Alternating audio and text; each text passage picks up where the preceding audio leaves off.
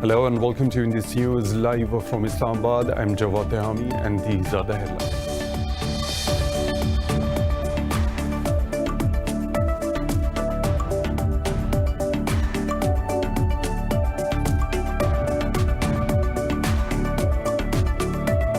Iran has fired ballistic missiles from underground for the first time as part of its annual drills of the Strait of Hormuz.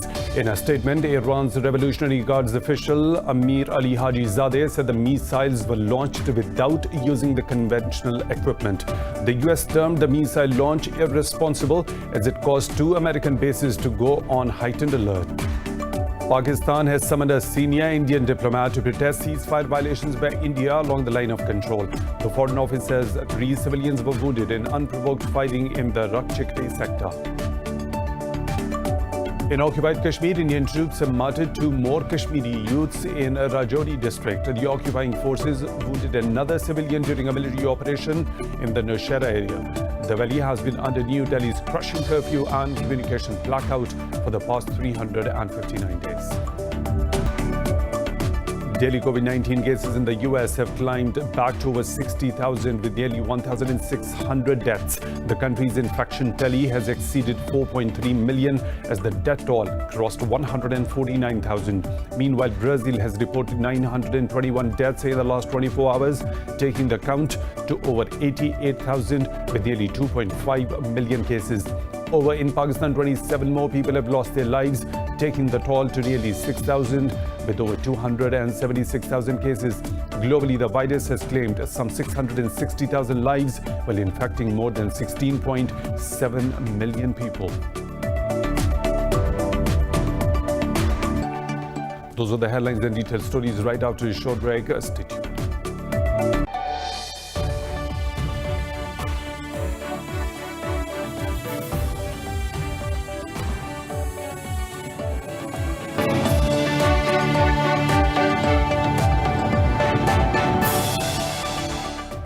Welcome back, and now for the news in detail. We start our news bulletin from Iran, which has fired ballistic missiles from underground for the first time as part of its annual drills of the Strait of Hormuz. In a statement, Iran's Revolutionary Guards General Amir Ali Hajizadeh said the missiles were launched without using the conventional equipment. The video released by Tehran shows missiles striking a mock-up US aircraft carrier. The US has termed the missile launch irresponsible as it caused 2 American bases to go on heightened alert. In a statement, the US Navy said Iran intends to intimidate and coerce Washington. It said the Navy is fully capable of defending itself against any maritime threat. To protest ceasefire violations along the line of control, Pakistan's Foreign Office has summoned a senior Indian diplomat after unprovoked Indian fighting wounded 3 civilians in the Rakchakri sector. In a statement, Foreign Office spokesperson Aisha Faruqi said Indian forces are continuously targeting civilians with heavy artilleries. She added that 14 people have been martyred and 138 wounded in over 1,800 ceasefire violations by India this year alone. The spokesperson went on to say that such acts are in clear violation of the 2003 ceasefire agreement.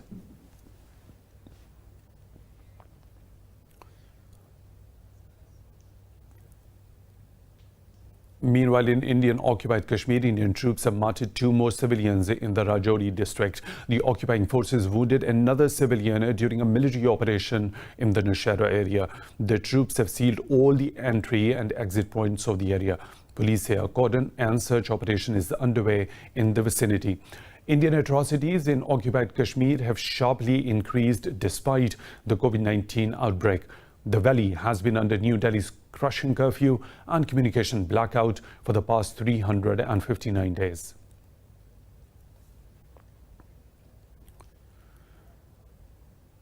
China has slammed the US for reckless provocation after both sides ordered tit-for-tat closure of each other's consulates in Chengdu and Houston. Speaking to his French counterpart, Chinese Minister Wang Yi said China-US relations could fall into the abyss of confrontation. He called for the rational communication between the two countries to solve bilateral disagreements. The foreign minister added that both the countries should never allow anti-China elements to overturn decades of successful cooperation. Sino-US relations have deteriorated in recent weeks in an intensifying standoff between the two after the closures of their consulates. China says that the island are its territory and it reserves the right to conduct law enforcement activities in the area. Foreign Ministry spokesperson Wang Wenbin says Beijing hopes all the relevant parties will do more to uphold stability. Wang was rebutting a US military commander's criticism of incursions in the territory, which is also claimed by Japan. The commander of the US forces in Japan, General Kevin Schneider, said they can help monitor unprecedented incursions by Chinese ships in the area. He said these incursions are likely to escalate next month after Beijing lifts a fishing ban in the area. Schneider said the US will help its ally, Japan, defend against any attack. Daily COVID-19 cases in the US have climbed back to over 60,000 with nearly 1,600 deaths. The country's infection tally has exceeded 4.3 million as the death toll crossed 149,000. Globally, the virus has claimed some 659,000 lives while infecting more than 16.6 million people. This report has more. The new coronavirus shows no signs of declining in the Americas. Brazil has reported 921 deaths in the last 24 hours, taking the count to over 88,000 with nearly 2.5 million cases. Brasilia says it is confident of having the Oxford University COVID-19 vaccine in December. Over in the US, healthcare facilities struggle to deal with the enormous strain of cases emerging every day, while President Donald Trump continues to endorse hydroxychloroquine as a viable treatment for the virus. It's recommendations of many other people, including doctors. Many doctors think it is extremely successful. The hydroxychloroquine, coupled with the zinc and perhaps the zithromycin. But many doctors think it's extremely good, and some people don't. Some people, I think it's become very political. I happen to believe in it. After Spain, the virus has Germany in its crosshairs as over 3,000 cases have been reported in the past week. Germany has joined the UK in advising its people against traveling to virus-hit Spanish regions. I can hardly imagine, or rather not imagine at all, is that we will again be introducing border controls all over Germany. I have experience, we both have experience with border controls. Had them at part of our borders with France, Switzerland, Austria and Denmark. Meanwhile, China has reported 101 new cases of coronavirus, the highest number since April. Of the new cases, 89 are reported from the far western region of Xinjiang. In Australia, Greater Queensland is closing its border to people from Sydney, requiring returnees to spend 14 days in quarantine. Emergency teams have been sent to tackle the virus outbreak to nursing homes in Melbourne, Victoria, as the state has reported over 9,000 cases.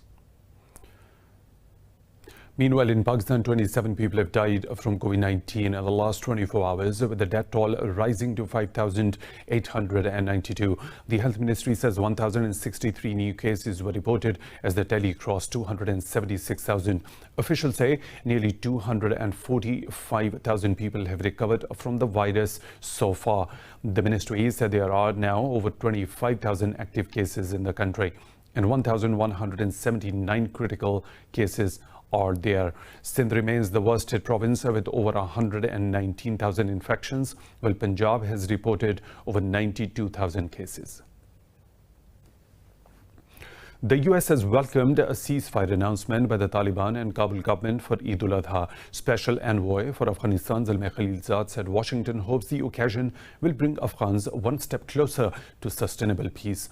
Khalilzad said Washington wishes to see Afghan national security forces continue to service the people. He thanked the Afghan forces for their commitment to the country. Meanwhile, the UN mission in Afghanistan has also hailed the announced ceasefire. It said the reductions in violence should now pave the way for a quick start to intra-Afghan negotiations. Turkey says it is ready to address the US F-35 concerns over Ankara's procurement of Moscow's S-400 missile defense system. Speaking at a webinar, Defense Minister Hulusi Akar said the US should reconsider its decision to suspend Turkey from the program. He also underlined that the suspension was unjust. Akar said the US government reports show Turkey's suspension from the program has brought critical risks to the production for the aircraft.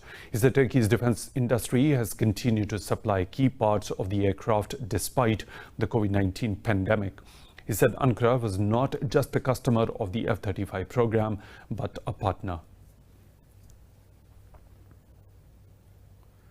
Russia and the US have agreed to continue talks to avoid space-related incidents. The US Department of State says this exchange took place during the first space dialogue with Moscow in 7 years in Vienna. The State Department said both the parties discussed current and future space threats, policies, strategies, and doctrine. It said they conversed over a forward-looking agenda to promote safe and sustainable activities in space. They also mulled operational issues to minimize misunderstandings between both the countries. This comes after the US and the UK accused Russia of weaponizing the space and threatening the interstellar status quo. The Organization for Security and Cooperation in Europe says the new ceasefire for the eastern Ukraine appears to have faltered. It said over 100 ceasefire violations have been recorded within days of its having gone into effect. It said the violations were carried out within Ukraine's Donetsk region. The Ukrainian army has accused Moscow-backed separatists of breaching the fragile truce, but the separatists denied the accusations. The OSCE monitors the conflict between the Ukrainian military and the pro-Russian rebel groups. Thousands of workers have taken to streets in Bolivia's Eloto city to protest the delay in the country's presidential election. The Bolivian Workers' Center Union led the demonstration after September 6 polls were postponed to 18th of October due to the coronavirus. The union says presidential candidate Janine Áñez and her interim government is using the pandemic to extend its power. It said the conservative administration is persecuting the supporters of former President Evo Morales' movement for socialism. Morales has been exerting his political influence from exile and has called for the election to be held as previously planned. The union also declared an indefinite general strike and mass mobilizations across the country. We will be here until the end, even if the blood runs. This will be the fault of the de facto president, since she has not complied with the election date and is playing with the people. She's playing with the emotions of the people because we want elections on September 6 either way. The delayed vote is the rerun of the last year's election that sparked a violent protest leading to the downfall of the long-term leftist leader Evo Morales. Now moving on to Mali, where the 22 people have been killed and 21 others injured as a minibus collided with a dump truck. The accident took place on a national highway near the border with Guinea. In a statement, the Transport Ministry blamed the accident on excessive speed and violation of road rules. Earlier, 20 people were killed on 20th of May after a minibus and truck collided in the south of the country. Traveling by road is still the principal means of transport for people and goods in the landlocked Sahel nation of some 20 million people. Yemen's government and the Southern Transition Council have agreed to return to a stalled peace deal brokered by Saudi Arabia. STC spokesperson Nizar Haitham said the separatists will give up their dreams of autonomy with southern Yemen to pursue the Riyadh agreement. Haitham said the STC affirms the continuation and deepening of a strategic relationship with the Arab alliance at all levels. Saudi state media said under the resolution, the Prime Minister will form a government within 30 days from both northern and southern Yemen. Welcoming the Saudi proposal, Yemen's embassy in Washington said a new governor and head of the security agency will be appointed in Aden. The government said the STC should now work under the leadership of President Mansour Hadi to resolve issues. The Riyadh agreement was negotiated in response to a southern separatist takeover of Aden city in last November. In Saudi Arabia, Hajj, the annual Muslim pilgrimage to Mecca, has begun following necessary precautions in context of COVID-19 pandemic. For the first time in modern era, Muslims from abroad will be unable to attend the pilgrimage due to efforts to contain coronavirus. This year's event has been limited to some 1,000 pilgrims from within Saudi Arabia, 70% of whom are foreign residents of the kingdom. The pilgrims were required to isolate at home for 7 days before arriving in Mecca. They will have to wear masks and observe physical distancing during a series of religious rites, which are completed over 5 days. Welcome back. The world's biggest nuclear fusion project, the International Thermonuclear Experimental Reactor, has entered its assembly phase in southern France. The $23.5 billion facility is a collaboration between China, the EU, India, Japan, South Korea, Russia, and the US. All members share in the cost of construction. The facility will be able to start generating the superhot plasma required for fusion power. Member countries say fusion can be a source of clean, unlimited power that will help tackle the climate crisis. China's President Xi Jinping sent a congratulatory message to the ceremony for the start of the assembly of the project. French President Emmanuel Macron said the effort will unite countries around a common good. Russia says 35 out of 133 invited states have confirmed to join the Army 2020 Defense Forum. A Russian Defense Ministry official says coronavirus pandemic has complicated preparations for the event. In an interview ahead of the exhibition department, Colonel Oleg Glokhovsky said at least 11 states will send high-level delegations to the event. He said this forum will be the first large-scale international exhibition in Russia in 2020 after the quarantine was lifted. The Army 2020 International Military and Technical Forum in Russia will run next month as several practice ranges and military districts. A report by conservation group says populations of migratory river fish have collapsed by 76% on average in the last 50 years. This research was conducted by the International Union for the Conservation of Nature, WWF, Zoological Society of London, and the World Fish Migration Foundation. The groups believe overfishing and loss of habitat are the reasons for the catastrophic decline. The study looked at 247 species of the fish from around the world. It found that their populations had declined on average 3% per year between 1970 and 2016. Europe saw the sharpest fall of the regions with a drop of 93%, while populations shrunk an average of 84% in Latin America and the Caribbean. In London, a Rembrandt painting sold for $18.7 million in Sotheby's live stream sale due to the coronavirus outbreak. The sale set a new auction record after a 6-minute bidding battle in the Bond Street sales room. The Rembrandt is a self-portrait of the artist as a young man, one of the only 3 left in private hands. In addition to the Rembrandt, one of Miro's dream paintings, Penchoch from 1927, sold for $28.8 million. David Hockney's Perfect Poolscape also made a splash, selling at $6.2 million. Mediterranean Sea View by Banksy, based on the refugee crisis, sold for $2.8 million. Johnny Depp's lawyer says the actor has been the victim of invented allegations and physical violence from his former wife, Amber Heard. Depp's lawyer, David Sherborne, made these remarks at London's High Court on the final day of the actor's 3-week libel suit against a British tabloid. Depp is suing News Group Newspapers, publisher of The Sun, and one of its journalists over a 2018 article that called him a wife-beater. Pirates of the Caribbean star and his former wife, Amber Heard, both gave evidence at the trial. Depp said he had never been violent towards Heard or any other woman, and that she was the one who had attacked him. In closing submissions for Hollywood actor, his lawyer said the paper acted as both judge and jury. The nominations for the prestigious television awards, the 72nd Emmy, have been announced. Netflix dominated all networks with a record 160 nominations for shows that included Stranger Things, Tiger King, and Unorthodox. It was followed by HBO with 107 nominations, including a surprise nod for Zendaya, the 23-year-old star of the teen drama Euphoria. Watchmen secured 26 nominations, including Best Limited Series, while Amazon Studios' The Marvelous Mrs. Maisel got 20 nominations.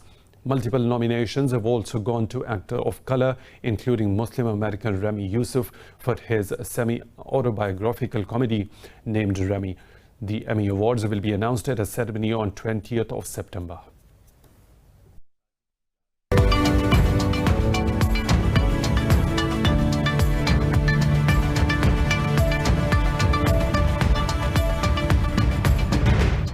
The outgoing country director of the World Bank in Pakistan has appreciated Islamabad's efforts to stabilize the economy. In a farewell meeting with Prime Minister Imran Khan, Pachamuthu Elangovan said Islamabad's response to COVID-19 pandemic was commendable. Elangovan thanked the Prime Minister for his support during his stay in Pakistan. He appreciated Islamabad's overall economic reforms. The Prime Minister appreciated the partnership with the World Bank. He wished the outgoing country director success in his next assignment. Airplane manufacturer Boeing's shares rose ahead of the company's quarterly earnings report. Analysts have predicted an estimated mean loss of $2.54 per share. Boeing is struggling to bounce back from troubled 737 MAX airliner problems and airline order cancellations as the travel industry has been decimated by COVID-19 virus. The company has missed on earnings per share in the past 3 quarters and on revenue for 2 straight quarters. Boeing's shares have been down about 47% in the year to date and saw a 7.1% decline for Dow Industrials. European stocks are trading mixed as investors are cautious after US relief package hits an impasse in Washington. Germany's Deutsche Bank reported a net loss attributable to shareholders of 77 million euros, up from last year's 3.2 billion euros. The bank is undergoing an extensive restructuring. Frankfurt's DAX fell fractionally. London's FTSE 100 and CAC 40 in Paris gained marginally. Italy's FTSE MIB fell by nearly 1%.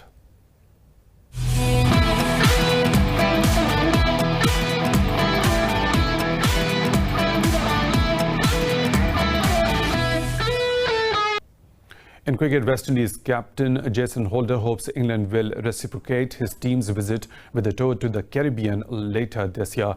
Holder said Windies had taken any pay cuts due to the circumstances and English tour will financially help West Indian Cricket Board. The West Indies skipper urged richer cricket boards of England, Australia and India to host games as the smaller boards continue to struggle.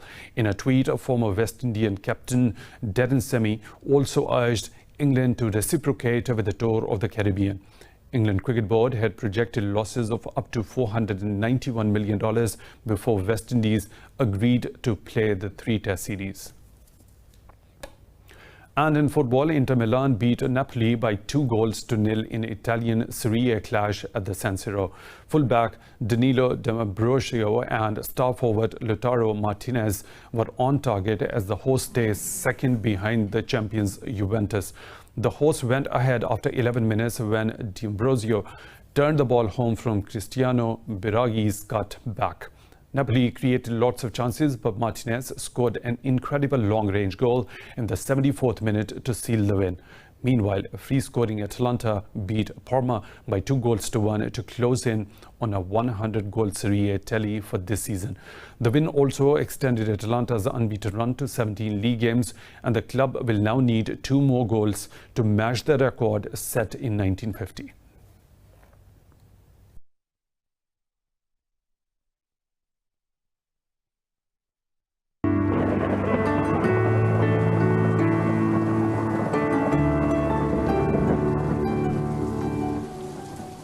Another weather situation from around the globe.